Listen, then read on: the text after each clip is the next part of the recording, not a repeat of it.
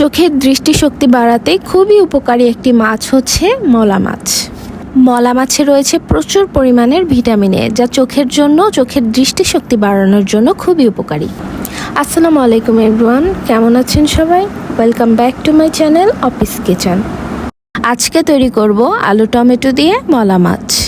চলুন তাহলে রেসিপিটি শুরু করা যাক। আজকের রেসিপির জন্য এখানে আমি মলা মাছ ভালো করে কেটে ধুয়ে নিয়ে নিয়েছি। ভালো করে তেল গরম করে হাফ কাপের মতো পেঁয়াজ হালকা ভেজে নেব। পেঁয়াজ হালকা ভেজে নিয়ে 1 চা চামচ রসুন বাটা আর হাফ চা চামচের মতো আদা বাটা দিয়ে দেব।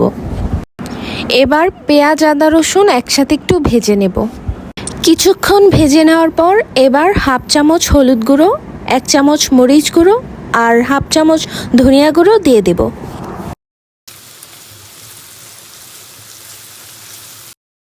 এবার পরিমাণ মতো লবণ দিয়ে হালকা একটু পানি দিয়ে দিব। তাছাড়া মশলা পুড়ে যাওয়ার চান্স থাকে, আর মশলা পুড়ে গেলে তরকারি তেতো হয়ে যায়। এবার কিছুক্ষণ মশলাটা কষিয়ে নিব। কিছুক্ষণ মশলা কষানোর পর 2টি টমেটো স্লাইস করে কেটে দিয়ে দিলাম। টমেটোগুলো হালকা একটু নরম হয়ে গেলে মলা মাছগুলো দিয়ে দিলাম। আলতোভাবে মিক্স করে নিতে হবে, তাছাড়া মলা মাছগুলো ভেঙে যাওয়ার সম্ভাবনা থাকে। মলা মাছগুলো কিছুক্ষণ কষিয়ে নিয়ে কুচি করা আলু দিয়ে দিলাম।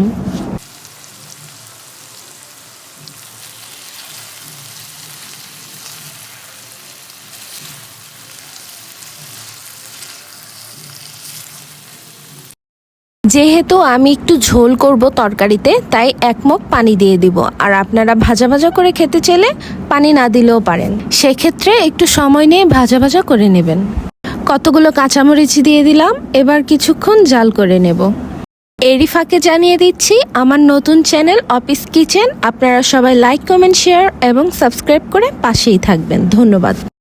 কিছুক্ষণ রান্না করে নেওয়ার পর যখন পানিটা একটু শুকিয়ে যাবে, কুচি করে ধনিয়া পাতা উপর থেকে ছিটিয়ে দেব। বাস, তৈরি হয়ে গেল আমার মলা মাছের তরকারি। আশা করি আপনাদের ভালো লেগেছে। বাসায় অবশ্যই ট্রাই করে দেখবেন আর কমেন্টের মাধ্যমে জানাবেন কেমন হয়েছে।